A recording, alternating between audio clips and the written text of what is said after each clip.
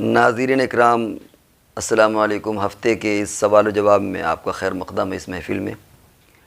یہ پہلا سوال ہے، محمد خورشید صاحب ہیں، انہوں نے سوال کیا، ایک ویڈیو بنی تھی میک اپ کے تعلق سے، انہوں نے سوال کیا ہے کہ ہم نے میک اپ کو کاغذ میں لگا کر کے اس میں دیکھا اور سکھایا اور پانی اس پر گیا نہیں گیا، تو پھر کیا کریں، اس کو قیاس کریں یا نہ کریں؟ میرا خیال آپ نے ضرورت سے زیادہ ٹیسٹنگ کر لی ہے۔ اصل میں کاغذ اور اسکن جو انسان کی ہوتی ہے، دونوں میں فرق ہوتا ہے۔ بنیاد آپ اس ویڈیو میں یہ دیکھیں، جہاں پر بھی بنیاد اصل میں یہ کہ پپڑی پڑتی ہے کہ نہیں، جیسے پینٹ کی طرح پپڑی پڑ جائے، یا ٹیپ ہوتا ہے وائٹ کلر کا، بہت پتلا سا ٹیپ ہوتا ہے، اس طرح چپک جائے، یا پینٹ کی طرح پپڑی کی باقاعدہ چپکی ہوئی ہے وہ ادھرنے سے، اگر اس طرح میک اپ کی شکل ہے تو ظاہر بات ہے کہ پانی نہیں پہنچے گا، وہ چاہے آپ اسے واٹر پروف کہیں یا نہ کہ اس سے کوئی فرق نہیں پڑتا۔ لیکن اگر میل کی طرح جم جائے، دیکھیں میل مزدور ہے، مٹی میں کام کرتا ہے، میل جم جاتا ہے لیکن وہ پانی پہنچ جاتا ہے۔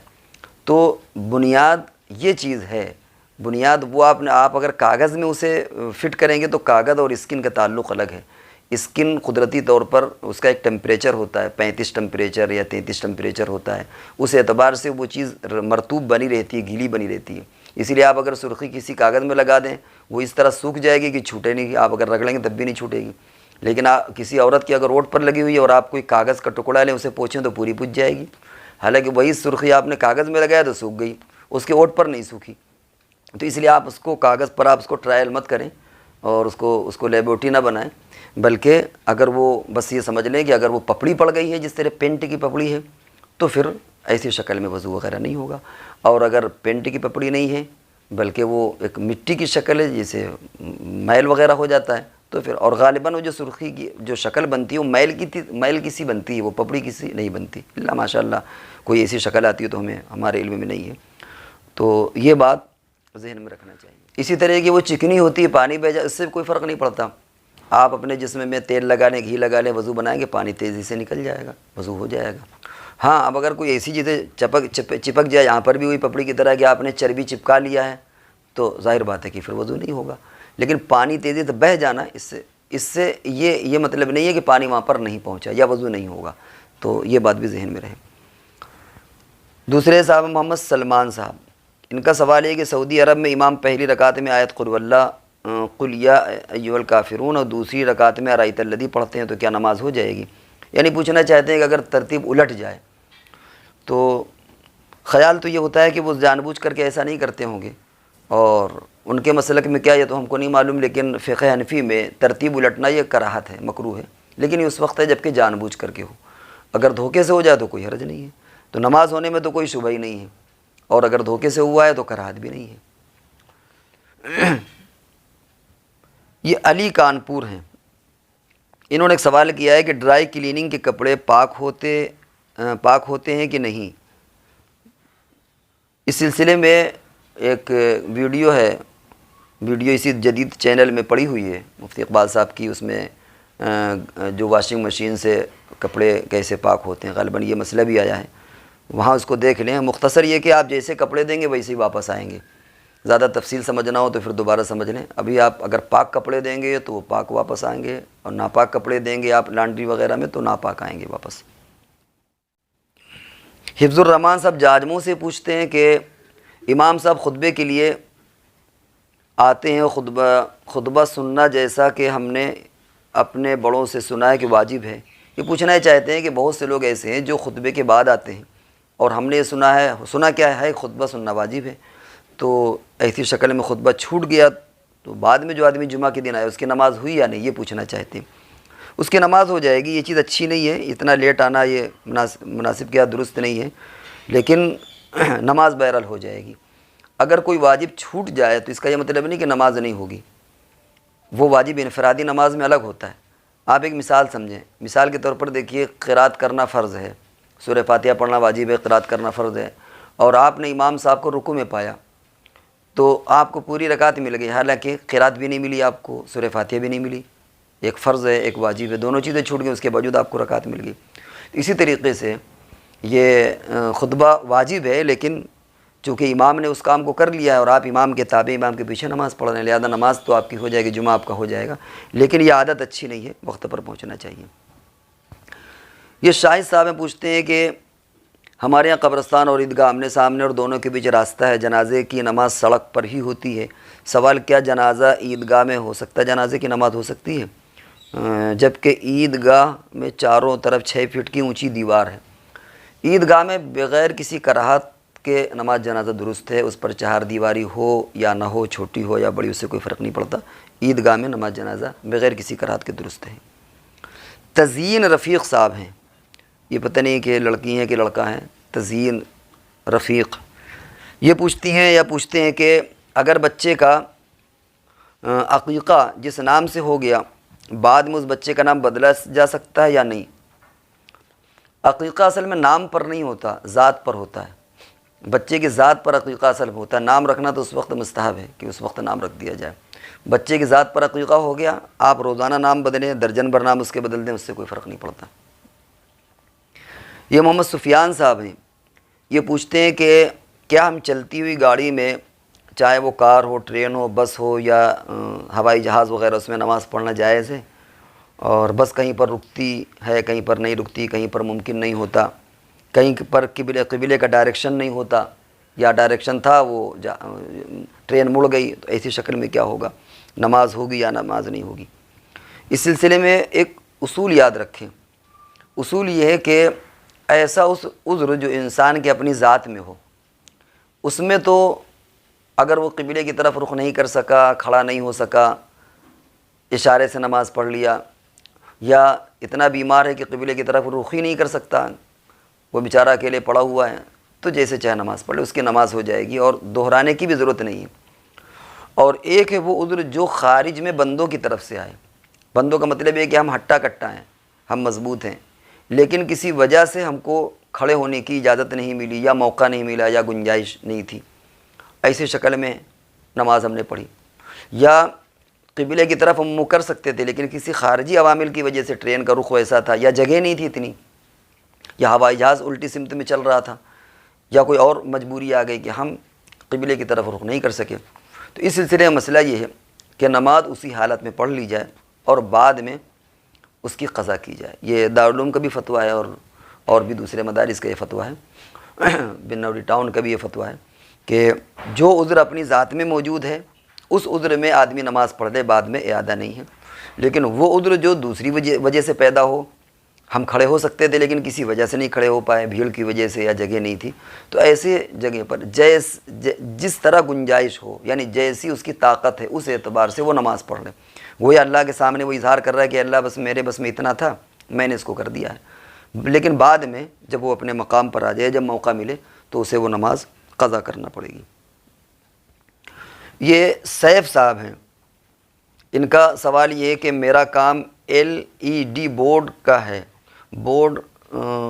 بنانے میں کبھی کبھی جو ہوتا ہے وہ بت جیسے گنیش یا ہنومان جی کی مورتی وغیرہ بنانے کے لیے آ جاتا ہے، تو اس کو کیا کریں؟ آپ نہ بنائیں، بنانا جائز نہیں ہے، اور ایسا بھی نہیں ہے کہ وہ نہ بنانے سے آپ کا کاروبار فیل ہو جائے۔ LED کی جو شکلیں ہوتی ہیں، جو بورڈ یا سائن بورڈ بنتے ہیں، بہت بڑا دائرہ اس کا ہے، تو یہ کوئی ضروری نہیں ہے کہ آپ کی روزی روٹی اسی پر موقوف ہے۔ یہ بالکل جائز نہیں ہے کہ آپ گنیش کی مورتی یا ہنومان کی مورتی اس میں بنائیں۔ یہ ایک صاحب ہیں، انہوں نے اپنا نام نہیں لکھا، یہ پوچھتے ہیں کہ اگر کوئی شخص قضائے عمری، یہ تو آ چکا اس میں، اس کو کاٹ دینا بھیا۔ محمد رضوان صاحب ہیں، محمد رضوان یہ کانپور سے ہیں، ان کا سوال یہ ہے کہ ایک لڑکی کا نکاح ہوا، ابھی رخصتی نہیں ہوئی، اس کے شوہر نے طلاق دے دیا، تو کیا پھر اسی شوہر سے نکاح ہو سکتا ہے اس لڑکی کا؟ اس سلسلے میں ایک دو باتیں ذہن میں رکھنا چاہیے۔ ایک تو یہ کہ طلاق جو رخصتی سے پہلے ہوتی ہے، وہ ایک طلاق سے عورت بائنہ ہو جاتی ہے، اور اس طلاق میں عورت کو عدت بھی نہیں ہوتی۔ اور تیسری چیز یاد رکھیں کہ طلاق جب پڑتی ہے تو یا تو بیوی ہو اور یا اس کی عدت میں ہو، تب طلاق پڑتی ہے۔ تو اب ایسی شکل میں جب اس کی رخصتی نہیں ہوئی،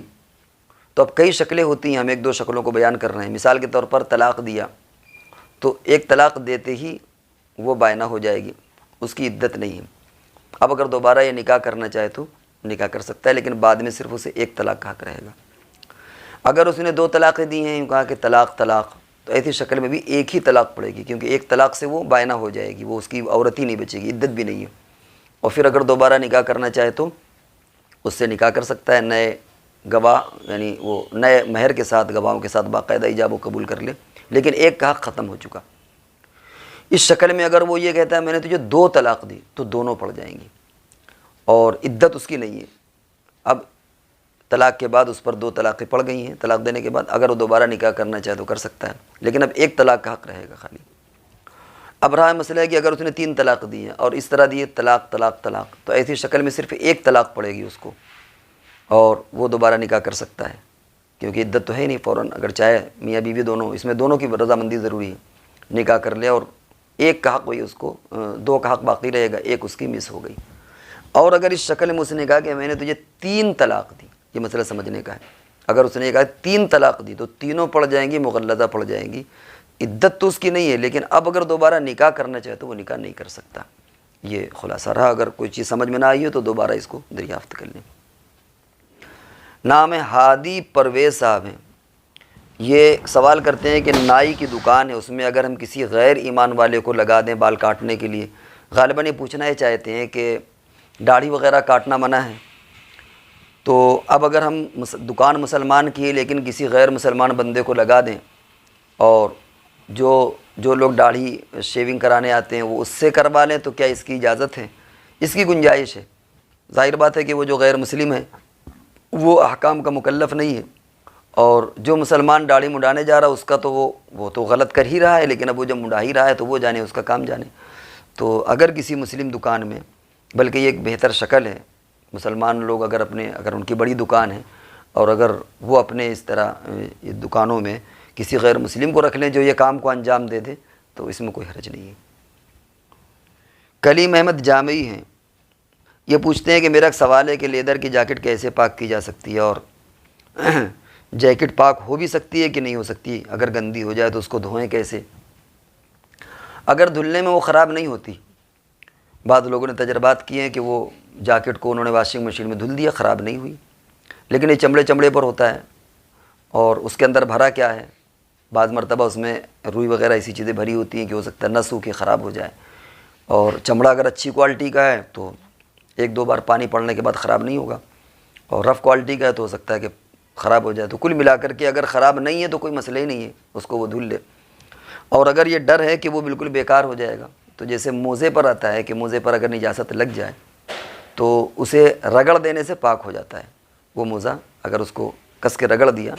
ہاں اگر موزے میں بھی اسے معلوم ہے کہ دھلنے سے کوئی حرج نہیں ہے۔ اور دیکھیے ہم لوگ زندگی بھر موزے میں مسا کرتے ہیں اور کبھی وہ چمڑا خراب نہیں ہوتا، تو اگر اوپر آپ اس کو صفائی سے، یہ دھلنے کا یہ مطلب نہیں کہ پورا ڈبو کر کے ہی دھل دیا جائے، کیونکہ اندر استر بھی لگا رہتا ہے، لیکن اگر اوپر سے اس کو آپ جیسے مسا کرتے ہیں، پانی جاتا ہے، موزہ خراب نہیں ہوتا، اسی طریقے سے اگر آپ اس کو دھل دیں تو یہ تو افضل طریقہ ہے۔ لیکن بالفرض مسئلے کے روح سے کہ اگر آپ کو معلوم ہے کہ پانی اس میں نقصان کر جائے گا، وہ موزہ خراب ہو جائے گا یا چمڑا یا جیکٹ خراب ہو جائے گی، تو ایسی شکل میں اس کو پھر رگڑ دیں، اور رگڑ دینے کی وجہ سے وہ چیز پاک ہو جائے گی۔ یہ اخت یوسف کی بہن ہے، یہ پوچھتی ہیں قرآن شریف کے کور کو کیسے دھونا چاہیے؟ اس سوال کا جواب دیں۔ کور سے مراد یہ غلاف اور جزدان کے بارے میں غالباً پوچھنا چاہ رہی ہیں کہ کیا اس کو بھی عام کپڑے کے ساتھ دھل دیں یا اس کو اسپیشل اہتمام کے ساتھ دھلیں؟ دیکھیے شرعی نقطہ نظر سے عام کپڑوں کے ساتھ دھلنے میں کوئی حرج نہیں ہے، آپ اگر سارے کپڑوں کے ساتھ اس کو بھی دھل دیں مشین میں، کوئی حرج نہیں ہے، لیکن کبھی کبھی احترام جو ہوتا ہے، احترام کا تقاضا یہ ہوتا ہے کہ اس کو الگ ہاتھ سے دھلیں، کیونکہ کپڑوں میں گندے کپڑے بھی ہوتے ہیں اور ہر طرح کے کپڑے ہوتے ہیں، یہ افضل طریقہ ہے، اتنا احترام تو ہونا چاہیے۔ اصل میں کسی کی نسبت جب کسی چیز کے ساتھ جڑ جاتی ہے تو کہیں نہ کہیں احترام، وہ چیز بھائی رحل ہے لکڑی کی ہوتی ہے، لیکن قرآن کے ساتھ اس کی نسبت جڑ جاتی ہے تو رحل میں ہم پیر نہیں رکھتے، حالانکہ وہ لکڑی ہے۔ تو اسی طریقے سے وہ جزدان ہے، بہرحال جزدان سے کوئی آدمی پوچھا نہیں بنائے گا، اس سے کوئی حالانکہ وہ کپڑا ہے، اگر وہ پھٹ بھی جائے گا تب بھی کسی کا یہ ذوق گوارا نہیں کرے گا، ایمانی یہ اس کے اندر جو ایمانی جذبہ یہ گوارا نہیں کرے گا کہ اس پھٹے ہوئے جزدان سے وہ جوتا پوچھ لیا، اس کو پوچھا بنا لے، کیونکہ وہ بہرحال قرآن کی اس کو نسبت حاصل ہو چکی ہے۔ تو اس لیے افضل طریقہ، جائز کی بات نہیں ہے، جائز تو آپ اسے مشین میں بھی دھل سکتے ہیں، لیکن افضل طریقہ یہی ہے کہ آپ اس کو احترام کے ساتھ اگر اس کو الگ سے دھل دیں اور اس کے اہتمام کے ساتھ اس کو ٹانگیں اور دھلیں تو یہ افضل طریقہ ہے۔ بنت محمد عتیق یہ سوال کرتی ہیں، اور یہ اچھا سوال ہے، بہت سے عورتوں کے ذہن میں یہ سوال ہے کہ ایسے حجاب میں نماز پڑھنا جس سے ہاتھ نہ چھپ پائیں، تو ہاتھ چھپانے کے لیے دوسرا بڑا دوپٹہ استعمال کرنا جائز ہے یا نہیں؟ اب ظاہر ہے کہ جو دوپٹہ اوڑھے ہوئے ہیں وہ یا تو اتنا چھوٹا ہے کہ ہاتھوں کی کلائیاں کھل جاتی ہیں، یا اتنا باریک ہے کہ بال نظر آتے ہیں، تو اب وہ عورت یہ چاہتی ہے کہ اس کے اوپر دوسرا دوپٹہ لمبا ڈال لیں نماز کے وقت میں، نماز کے بعد اس کو ہٹا دیں۔ بلا شبہ یہ شکل درست اور جائز ہے۔ اصل چیز بدن کا چھپانا ہے، وہ دوپٹے سے چھپا لے، چادر سے چھپا لے، ایک چادر سے چھپائے، دو چادر سے چھپائے، ایک دوپٹہ اوڑھ لے، دو دوپٹہ اوڑھ لے، یہ بحث نہیں ہے۔ اصل چیز ہے کہ بال چھپے ہوئے ہوں اور کلائیاں اور جو ہاتھ جتنا جو مقدار ہے سطر نماز میں وہ چھپا ہوا ہو۔ لہذا اگر جو دوپٹہ اوڑھے وہ بہت چھوٹا ہے، اس سے ہاتھ کھلے ہیں یا بال جھلک رہے ہیں، اس کے اوپر اس نے کوئی بڑا دوپٹہ ہے یا بڑی چادر ہے یا کوئی ایسا کپڑے لپیٹ کر کے وہ نماز پڑھ لے، تو بلا شبہ بلا کراہت نماز ہو جائے گی۔ اور ایسا کرنا ہی چاہیے اگر کسی کا دوپٹہ چھوٹا ہے یا باریک ہے، تو یہی ایک شکل ہے کہ یا تو وہ دوپٹہ اتاریں، اور اگر اس میں زحمت ہو کہ کون بالوں کو سلجھائے پھر بعد میں، اور زحمت ہے اس میں کہ اس دوپٹے کو ہٹائے پھر، تو اسی دوپٹے کے اوپر کوئی بڑا دوپٹہ اوڑھ لے یا بڑی چادر اوڑھ لے، یہی طریقہ ہے۔ ایک سوال اور آیا، انہوں نے اپنا نام نہیں لکھا۔ میرا سوال یہ کہ کچھ لوگ آخری کی نفل نماز خاص کر مغرب اور عشاء میں بیٹھ کر کے ہی پڑھتے ہیں بنا عذر کے، اسے اپنی عادت بنا لینا کیسا ہے جبکہ اس کا ثواب بیٹھ کر پڑھنے میں آدھا ہو جاتا ہے؟ اصل میں بیٹھ کر مغرب، خاص طور سے مغرب کے بعد اور بعد نوافل کے بارے میں حضور علیہ الصلوۃ والسلام سے بیٹھ کر کے نماز پڑھنا بھی ثابت ہے۔ اب دو باتیں ہیں، اگر وہ اس اتباع میں بیٹھ کر کے نماز پڑھ رہا ہے کہ حضور نے بیٹھ کر کے پڑھی اس لیے میں بیٹھ کر کے پڑھ رہا ہوں، تو وہ آدھا بھی اس کا زیادہ ہو جائے گا۔ پھر وہاں یہ نہ دیکھیں کہ بیٹھ کر کے نماز پڑھنا آدھا ہے۔ اس سے پہلے بھی ایک ویڈیو گزری جس میں کہ کبھی کبھی آدھا تو ہو جاتا ہے لیکن اس کی کیفیت بڑھ جاتی ہے، سمجھ رہے ہیں؟ آدھی چیز ہے لیکن بھائی ایک روٹی آدھی ہے، لیکن اگر روٹی بہت بڑی ہے تو وہ آدھی روٹی بھی بڑی ہو جائے گی۔ تو بیٹھ کر کے نماز اگر اس لیے پڑھ رہا ہے وہ کہ حضور علیہ السلام بیٹھ کر کے پڑھتے تھے، میں آپ کی اتباع میں پڑھ رہا ہوں، تو پھر وہ یہ خیال میں نہ پڑے کہ مجھے آدھا ثواب ملے گا، وہ انشاءاللہ آدھا بھی پورے سے بڑھ جائے گا۔ اور اگر یہ نیت نہیں ہے بلکہ سستی کی وجہ سے یا کسی اور وجہ سے وہ بیٹھ کر کے پڑھ رہا ہے، تو پھر وہ جو بات ہے کہ آدھا ثواب اس کو ملے گا۔ تو اجازت دونوں طرح ہے، پڑھنا ہی اگر بیٹھ کر کے ہے تو حضور کی اتباع میں پڑھ لے، اس کو بیٹھ کر کے بھی پڑھنا ہو جائے گا، اتباع سنت کا بھی اس کو اجر مل جائے گا۔